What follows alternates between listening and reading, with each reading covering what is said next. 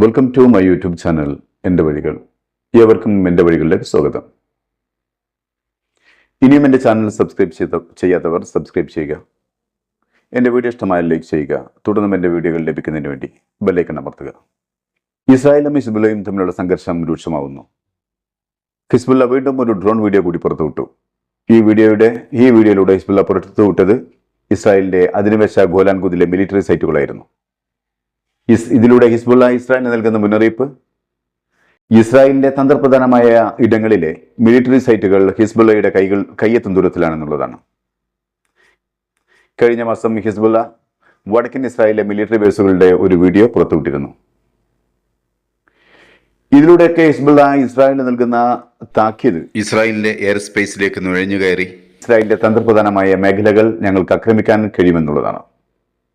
ആ ഫൂട്ടേജിലെ മറ്റു ഭാഗങ്ങൾ വിവിധ ബറ്റാലിയൻ പരിശീലന ബാരക്കുകൾ, ബറ്റാലിയനുകളുടെ തയ്യാറെടുപ്പ് ക്യാമ്പുകൾ, military headquarters, artillery battery locations, radar സൈറ്റുകൾ, സൈന്യത്തിന് വേണ്ടിയുള്ള മെഡിക്കൽ സെന്റേഴ്സ് എന്നിവയുടെ വീഡിയോകളാണ്.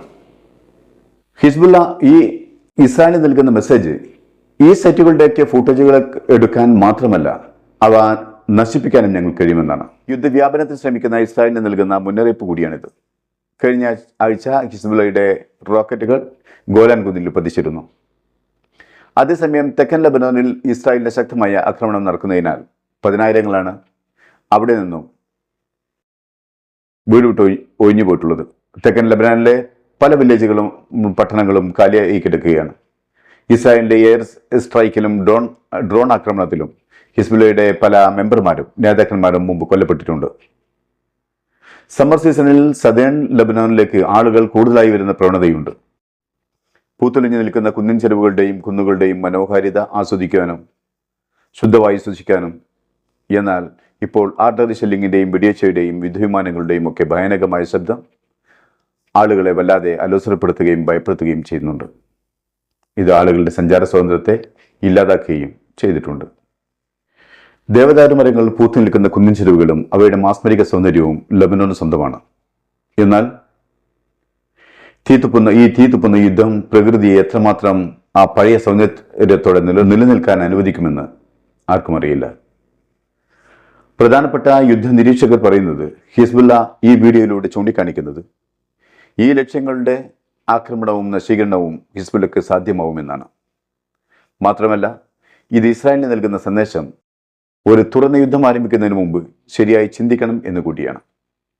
ഹിസ്ബുള്ളക്ക് നല്ല ബോധ്യമുണ്ട് ഇസ്രായേൽ ഹിസ്ബുള്ളയുമായി ഒരു തുറന്ന യുദ്ധത്തിന് തയ്യാറാവില്ല എന്നുള്ളത്. ഹിസ്ബുള്ള നൽകുന്ന മറ്റൊരു സന്ദേശം അതൊരു വാണിംഗ് ആണ്. ഗസയുടെ മേലുള്ള യുദ്ധം അവസാനിപ്പിച്ചില്ലെങ്കിൽ, ഇസ്രായേൽ സൈന്യം ഒഴിഞ്ഞുപോയില്ലെങ്കിൽ നെതന്യാഹുവിന് തന്റെ തീരുമാനങ്ങളിൽ ചാഞ്ചാട്ടമുണ്ടാവും. നെതന്യാഹുവിന്റെ ആർട്ടിഫിഷ്യൽ ഇന്റലിജൻസ് വിഭാഗത്തിനും സൈനിക ഇന്റലിജൻസ് വിഭാഗത്തിനും ഹിസ്ബുള്ളയുടെ ശക്തി തിരിച്ചറിയാനാവും. അത് ഇറാൻ, സിറിയ, തുർക്കി, ലബനോൻ മാത്രമല്ല മറ്റു പല രാജ്യങ്ങളിലെയും വ്യാപിച്ചെടുക്കുന്നതാണ്. ലബനോന് നേരെ ഒരു ആക്രമണം ഉണ്ടായാൽ പല ഭാഗങ്ങളിൽ നിന്നും അതിൻ്റെ അനുരണനങ്ങൾ ഉണ്ടായിക്കൊണ്ടിരിക്കും. അതൊരു പക്ഷേ ഇസ്രായേലിന് താങ്ങാൻ കഴിയുന്നതിലും അപ്പുറത്തായിരിക്കും. ഇപ്പോഴത്തെ അവസ്ഥയിൽ നിന്നും മനസ്സിലാക്കാവുന്നത് ഇസ്രായേലിന്റെ അയൺ ഡോമുകൾക്ക് ലബനോൻ അയക്കുന്ന ഡ്രോണുകളെ തടയാനാവില്ല എന്ന് തന്നെയാണ്.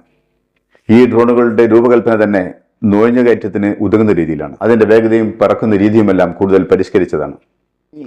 ഈ നിലയിൽ ഇസ്രായേൽ ഹിസ്ബുള്ളയെ തുറന്ന യുദ്ധത്തിലേക്ക് വലിച്ചഴിച്ചാൽ അത് ഇസ്രായേലിന്റെ കനത്ത നാശം വിതക്കുന്നതായിരിക്കും.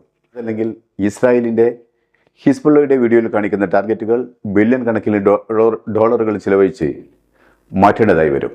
ഇസ്രായേലിന് അത് കൂടുതൽ സാമ്പത്തിക അസ്ഥിരതയിലേക്ക് നയിക്കും. അവസാനമായി ഹിസ്ബുള്ള നൽകുന്ന മുന്നറിയിപ്പ് ഗസയുടെ മേലുള്ള യുദ്ധം അവസാനിപ്പിക്കുകയാണ് നല്ലതെന്നാണ്. കാരണം ഹിസ്ബുള്ള ചിലതൊക്കെ ചെയ്യാൻ ഉറപ്പിച്ചിട്ടുണ്ട് എന്ന് തന്നെയാണ്. ഹിസ്ബുള്ള മുമ്പ് കാണിച്ച വീഡിയോയിൽ ഹൈഫയിലെ ഇലക്ട്രിസിറ്റി സ്റ്റേഷൻ, ഹാർബർ, എയർപോർട്ട് ഇതെല്ലാം കാണിച്ചിരുന്നു. യുദ്ധമുണ്ടായാൽ ഇതെല്ലാം ഹിസ്ബുള്ള തകർക്കുമെന്ന് ഉറപ്പാണ്. അതോടെ അധിനിവേശ ഫലസ്തീനിൽ നിന്നും ഇസ്രായേലികൾക്ക് പലായനം ചെയ്യേണ്ടി വരും. വൈദ്യുതി ഇല്ലാതെ ജീവിക്കുക ഇസ്രായേലികളെ സംബന്ധിച്ചിടത്തോളം ചിന്തിക്കാൻ കഴിയാത്ത ഒന്നാണ്. സത്യത്തിൽ ഇത് ഇസ്രായേലികളെ വല്ലാതെ ആശങ്കാകുലരാക്കുന്നുണ്ട്. ചിലതൊക്കെ വഴിയെ സംഭവിക്കാനുണ്ടെന്ന മുന്നറിയിപ്പാണ് ഹിസ്ബുള്ള ഇപ്പോൾ ഇസ്രായേലിന് നൽകിക്കൊണ്ടിരിക്കുന്നത്. ഇസ്രായേൽ ഹിസ്ബുള്ളയിൽ നിന്നും വേറിട്ട് നിൽക്കുന്നത് അവരുടെ എയർഫോഴ്സ് സിസ്റ്റത്തിലാണ്. എന്നാൽ ഹിസ്ബുള്ളയുടെ എയർഫോഴ്സ് സിസ്റ്റത്തിലും ഇപ്പോൾ മാറ്റങ്ങൾ വന്നിട്ടുണ്ട്. മാത്രമല്ല ഇറാൻ, സിറിയ, റഷ്യ എന്നിവിടങ്ങളിൽ നിന്നും ചില നൂതന സങ്കേതങ്ങളും ലബനാൻ സ്വായത്തമാക്കിയിട്ടുണ്ട്. ഇറാന്റെ മിസൈൽ സംവിധാനം കൂടി ഹിസ്ബുള്ളയുടെ കൈവശമുണ്ടാകുമ്പോൾ ഇസ്രായേലിന് അത് വല്ലാത്ത വേദന തന്നെയായിരിക്കും. പല ആയുധങ്ങളും ഹിസ്ബുള്ള പുറത്തു കാണിക്കാത്തത് അത് ഹിസ്ബുള്ളയുടെ ഒരു തന്ത്രം തന്നെയാണ്. ഹിസ്ബുള്ള പേജറുകൾ പോലെയുള്ള പഴയ സംവിധാനങ്ങൾ ഇപ്പോഴും ഉപയോഗിക്കുന്നുണ്ട് എന്നാണ് അറിയുന്നത്.